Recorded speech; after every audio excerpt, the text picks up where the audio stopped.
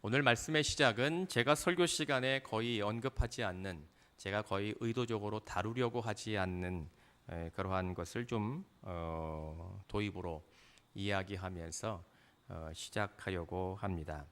여러분들에게는 얼마나 관심이 있는 일일런지는 모르겠습니다.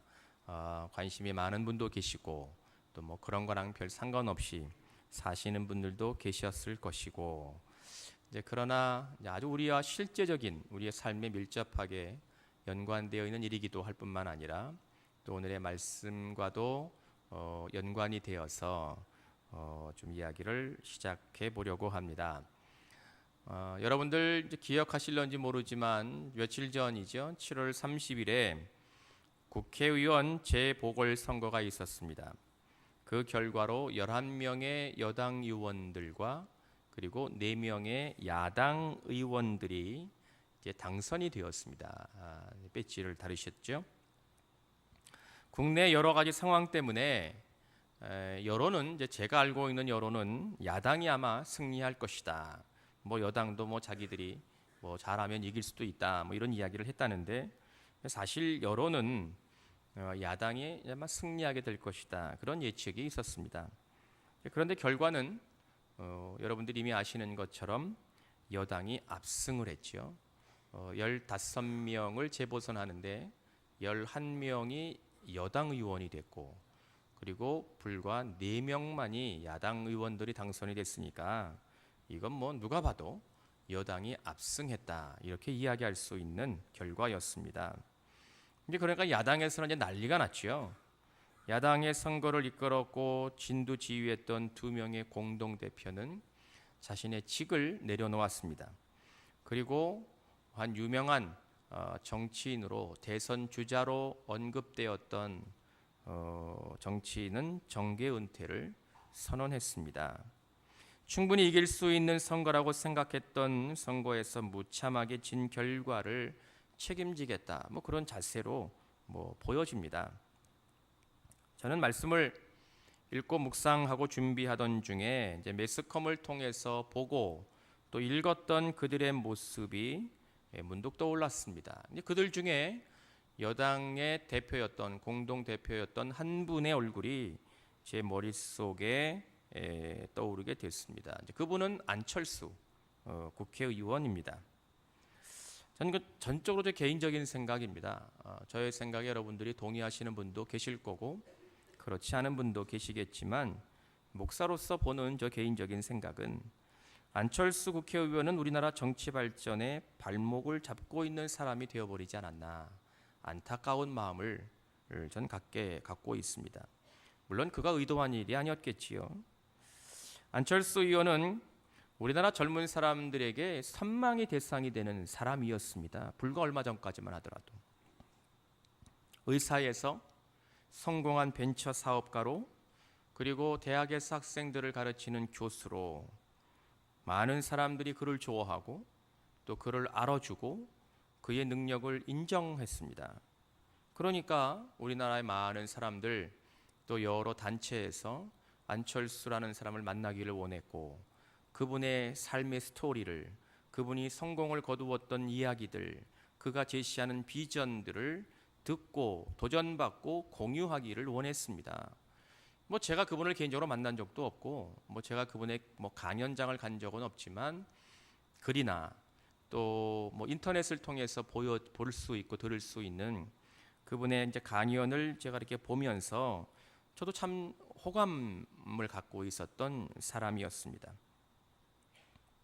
젊은 사람들에게 꿈을 제시하고 또 비전을 그들에게 보여주고 선구자적인 인물이 바로 이제 그분이었습니다. 이제 그러니까 정치하는 사람들이 이 안철수라는 사람에 대한 매력을 느끼기 시작한 거지요. 안철수 같은 사람이 우리나라의 다음 대통령이 되어야 된다, 이제 그렇게 생각하는 국민들이 늘어나기 시작했고, 정치에 익숙한 삶을 오랫동안 살았던 사람들도 참 꽤 쓸모 있어 보이는 사람이다, 눈독을 들이기 시작했습니다.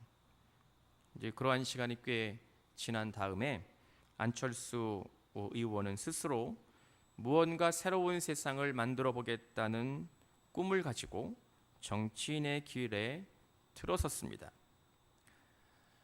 그런데 작금의 상황을 보면 그는 아무것도 하지 못하는, 아주 잠시 동안 국민들의 마음만 들뜨게 만들었던, 용서하고 들으시기 바랍니다, 제 눈에는 그저 어릿광대처럼 보이게 되었습니다. 왜 그랬을까? 좀 이유를 곰곰이 생각해보고 오늘의 말씀과 연관해 보면, 우리들이 이 땅을 살아가면서 어떠한 순간에도 놓치지 말아야 되는 것들이 있습니다. 우리가 그것을 뭐라고 부르냐면 기본, 본질, 원칙이라고 부르는 겁니다. 어떠한 삶의 상황에서도 우리가 결코 놓치면 안 되는 것, 잊으면 안 되는 것, 그것이 무엇이라고, 어떤 것이든지 그걸 통틀어 뭐라고 우리가 주로 말합니까? 기본이라고 이야기하고, 원칙이라고 말하고, 본질이라고 이야기하는 겁니다. 사람이 살면서 삶의 길이 막히고 뭔가 막 일이 헝클어지고 또 여러 가지 복잡한 일이 생길 때 주로 어떠한 조언을 하고 받게 되냐면, 기본으로 돌아가라, 원칙을 생각해라, 그런 이야기를 우리가 주고받잖아요. 그겁니다, 그거. 그러니까 제가 볼 때 이 안철수 의원이나 야당 국회의원들이 이번 선거에 이렇게 질 수밖에 없었던 것은 그들이 본질, 기본을 잊어버리고 망각했기 때문인 거지요. 저는 정치를 잘 모릅니다만 정치는 어느 한 뛰어난 인물을 만드는 게 정치가 아닙니다. 정치는 국민입니다. 정치는 어느 한 유명한 사람을 만들어서 그가 활짝 웃는 얼굴로 매스컴에 등장을 하고 대중들 앞에 서게 하는 행위가 아닙니다. 정치는 모든 사람, 국민이 즐거워하고 기뻐하게 만드는 헌신이 바로 정치입니다. 이게 기본인 거죠. 이게 본질인 겁니다. 그런데 여당은 여당대로 대통령 한 명 띄우고 보호하는 일에 거의 목숨을 건 것처럼 제 눈에는 보입니다.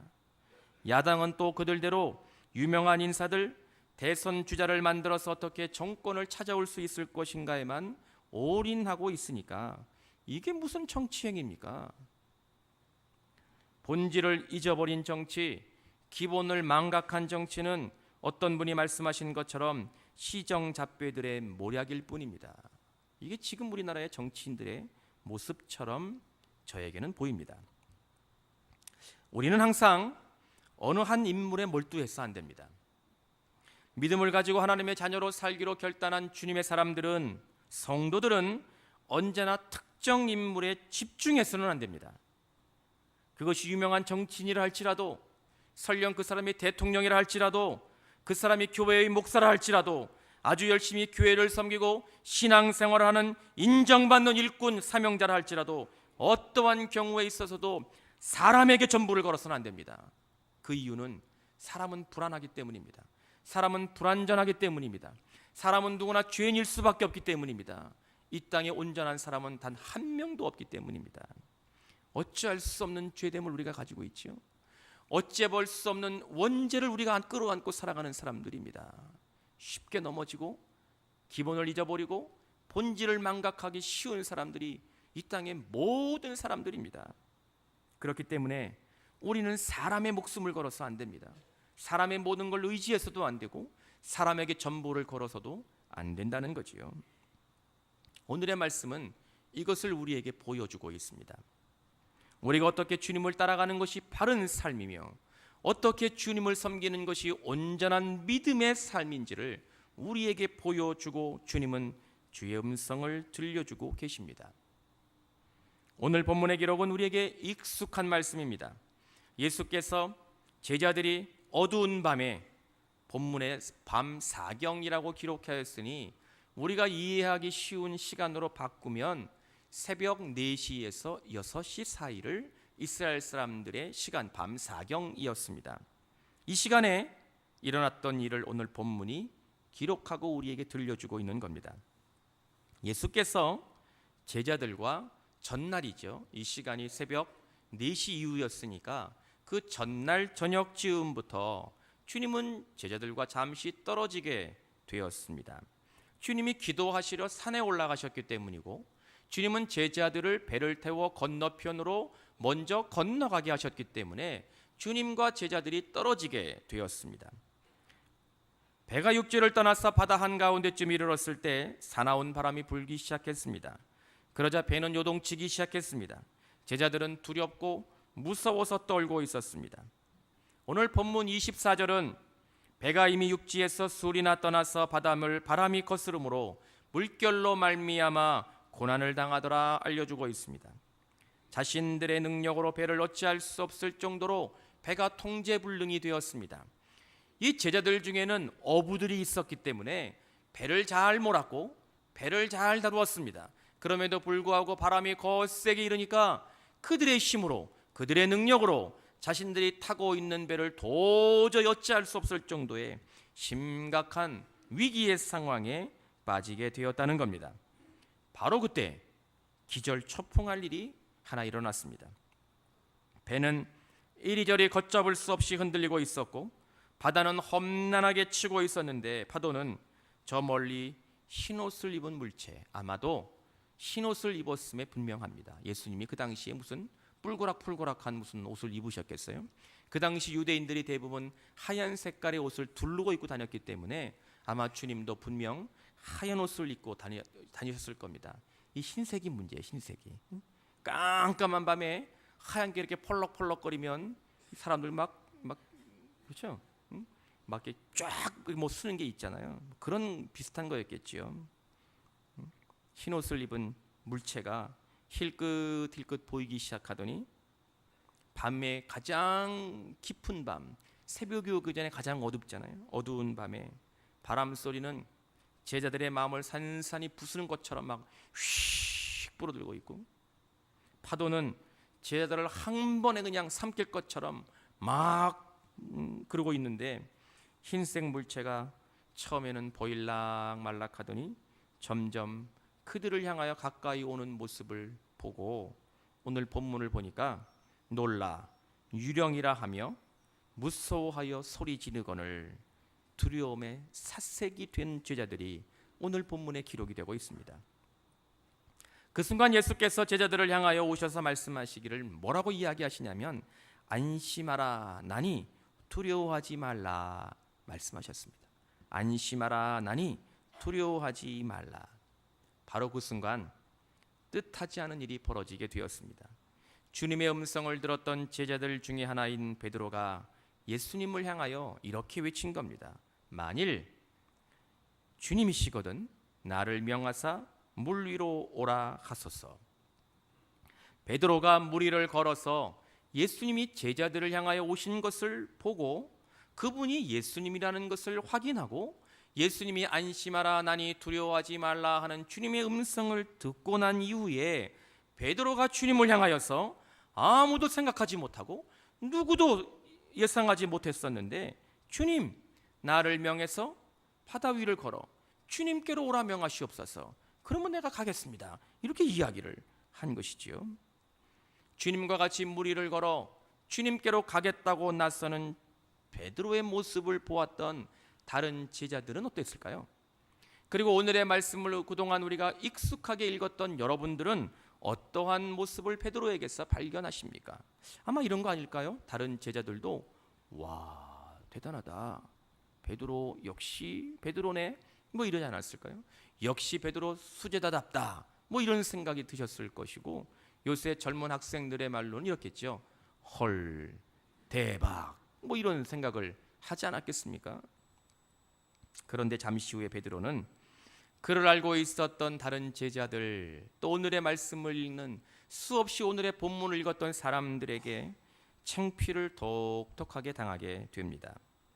물 위를 걸어서 얼마를 갔는지는 모르지만 아마도 제가 짐작컨대 많이 걷진 않았을 거예요. 왜 그랬을까요? 그 당시에 제자들이 타고 있는 배가 여러분들이 무슨 뭐 유조선이라든지 뭐 엄청나게 큰 여객선이 아니었어요. 결국 한 20여 명쯤 탈 수 있는 조그만 배입니다. 조그만 배. 예수님이 걸어오셔서 제자들이 얼굴을 보고 그분이 예수님이라는 걸 알았고 예수님이 안심하라 나니 두려워하지 말라 하는 소리를 들었습니다. 그 당시에는 바람이 막 불고 있었고 파도가 막 치고 있었기 때문에 제자들이 예수님의 얼굴을 확인하고 주의 음성을 들었다면 저 멀리 떨어가지고 예수님이 하시는 이야기를 들은 게 아닐 거란 말이죠. 조그만 배 옆에 아마 예수님이 거의 가까이 와셨을 겁니다. 그러니까 베드로가 물 위를 걸었다 할지라도 10m를 걸었겠습니까? 100m를 걸었겠습니까? 그저 거의 제 생각이에요.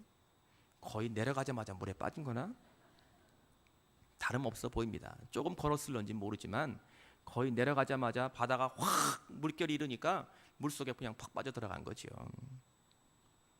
더군다나 예수님이 그러한 베드로를 보고 믿음이 적은 자야 왜 의심하였느냐 책망받았던 사람이 바로 베드로라는 인물입니다.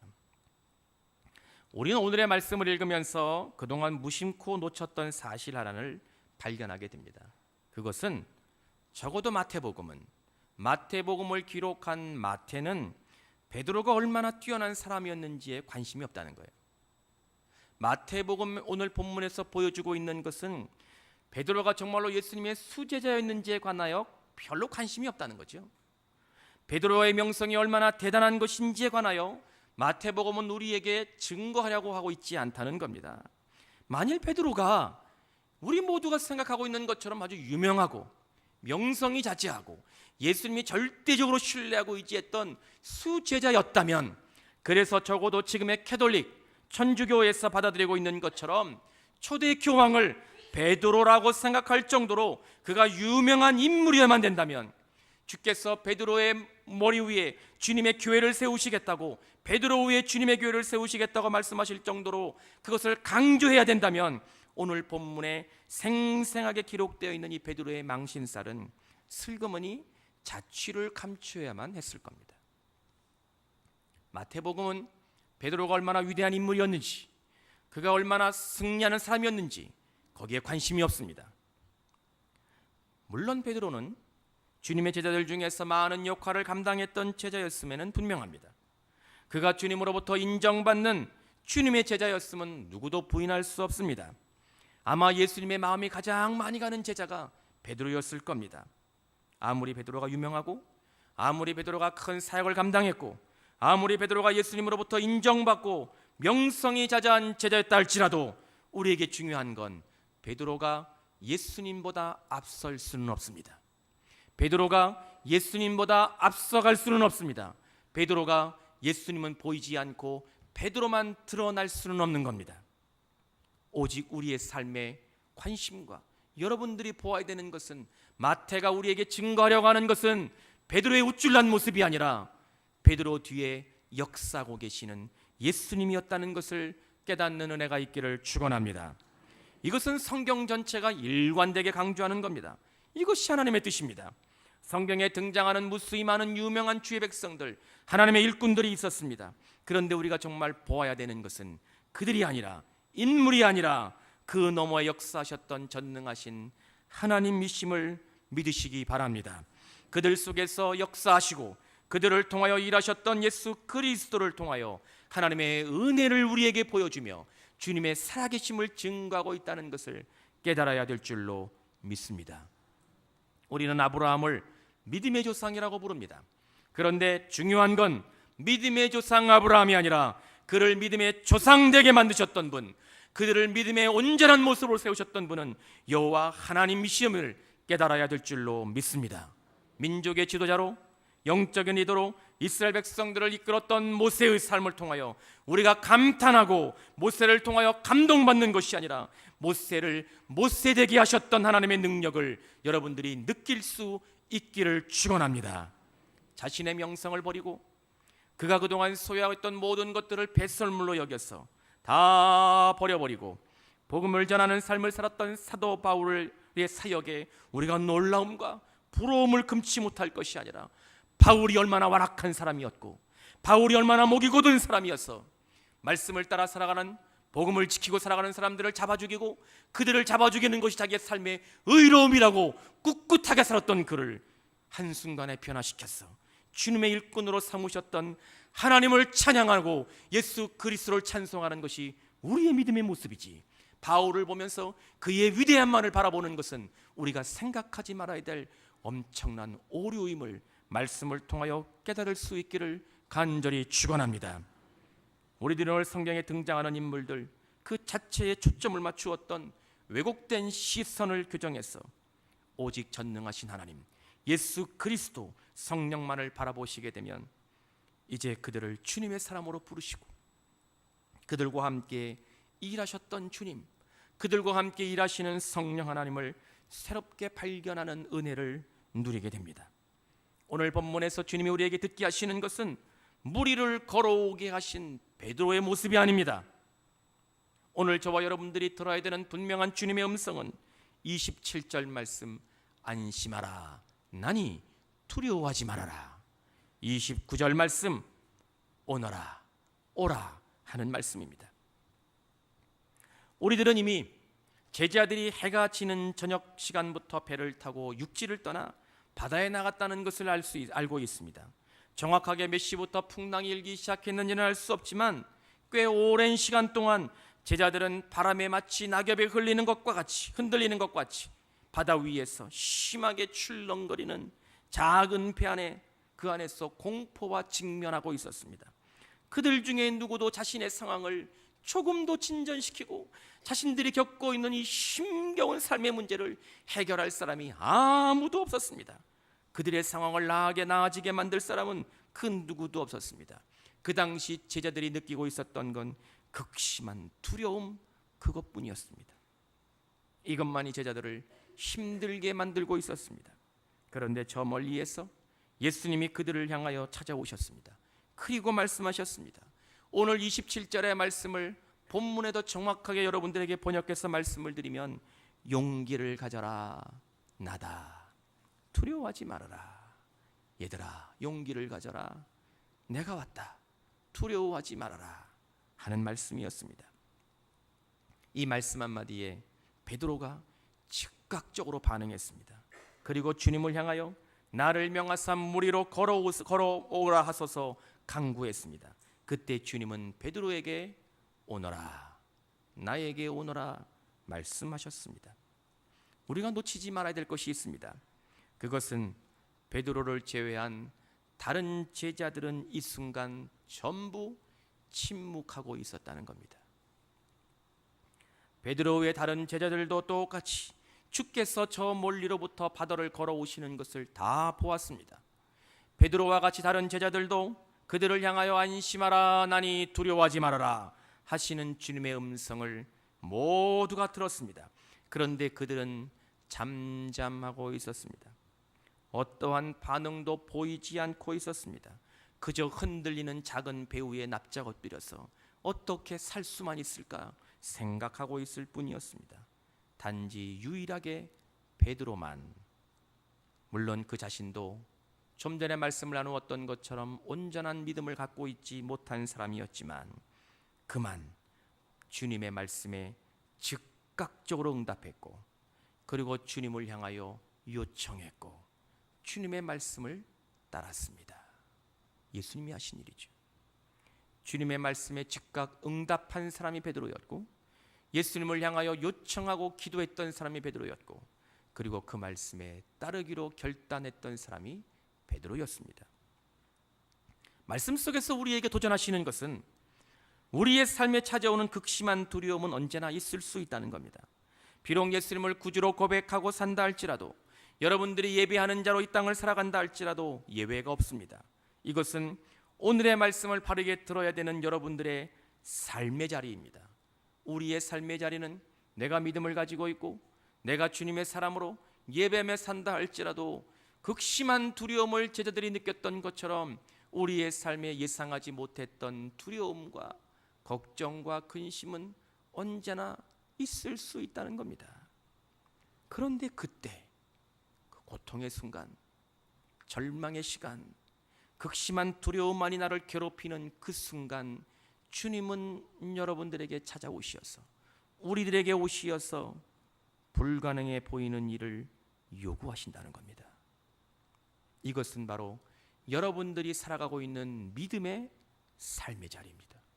여러분들의 삶의 자리는 뜻하지 못했던 극심한 두려움을 겪게 되는 일이 여러분들의 삶의 자리라면, 여러분들의 믿음의 삶의 자리는 그 순간 주님이 오시어서 불가능해 보이는 일을 하라고 말씀하신다는 겁니다.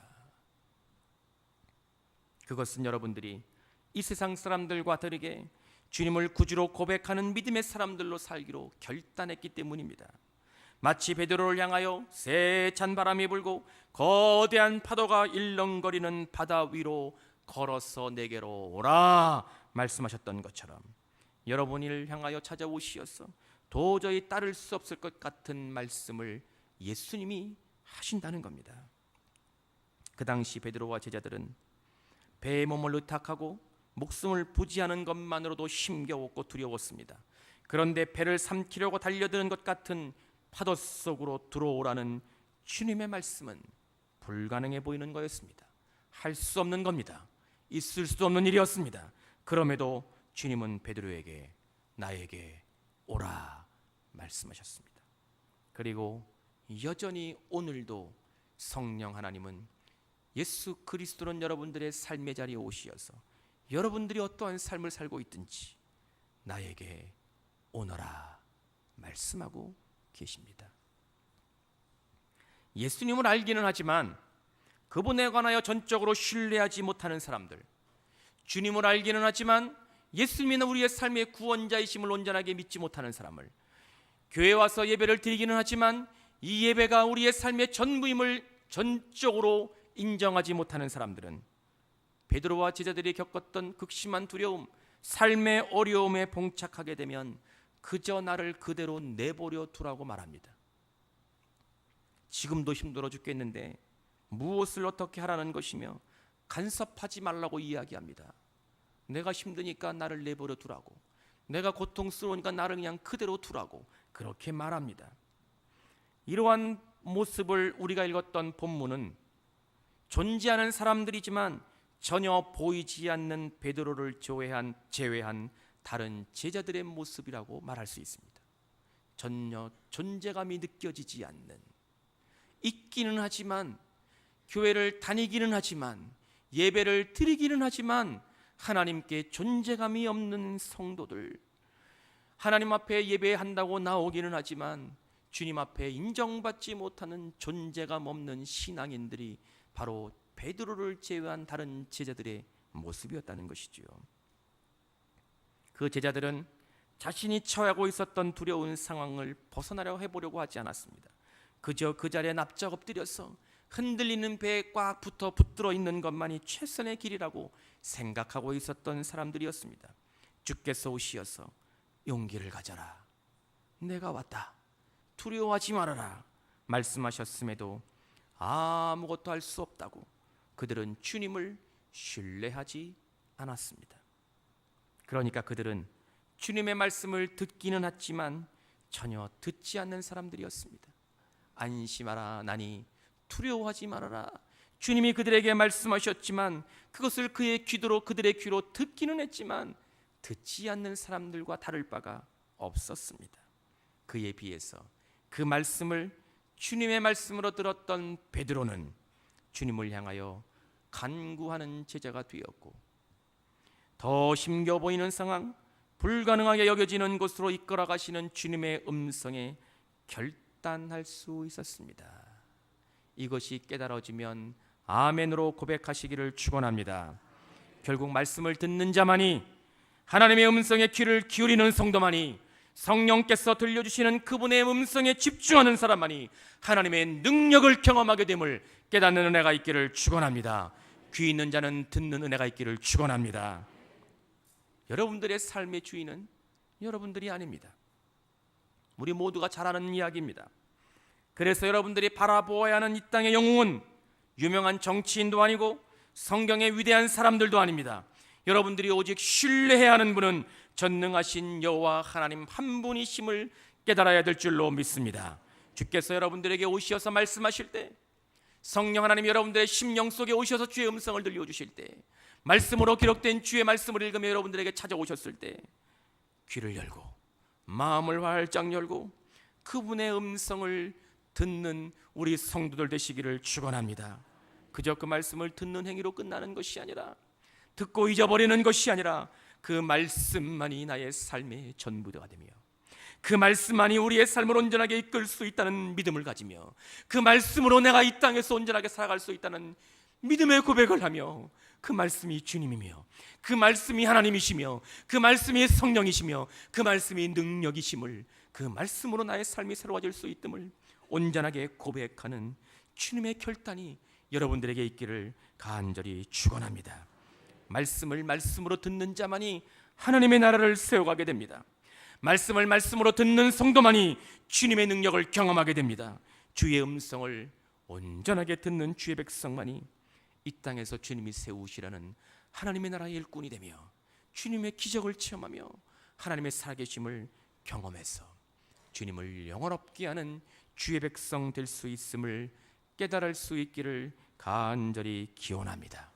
우리 사랑하는 성광의 성도님들, 말씀이 들려질 때, 주님이 찾아오셔서 말씀하실 때 여러분들의 삶의 상황 때문에 도저히 그 말씀을 들을 수 없을 것 같더라도 베드로와 같이 즉각적으로 반응하고 말씀에 민감하게 반응하고 주의 말씀에 결단하여 주님의 능력을 체험하며 승리하실 수 있기를 간절히 축원합니다. 기도하겠습니다. 하나님, 우리에게 말씀하시고 그 말씀으로 승리하며 주님의 능력을 경험하고 살아갈 수 있도록 우리를 새롭게 세워 주옵소서. 오늘 들은 말씀이 우리의 삶에 실제로 나타나고 경험되고 하나님의 은혜를 누리고 살아갈 수 있도록 역사하여 주옵소서. 예수님의 이름으로 기도하옵나이다. 아멘.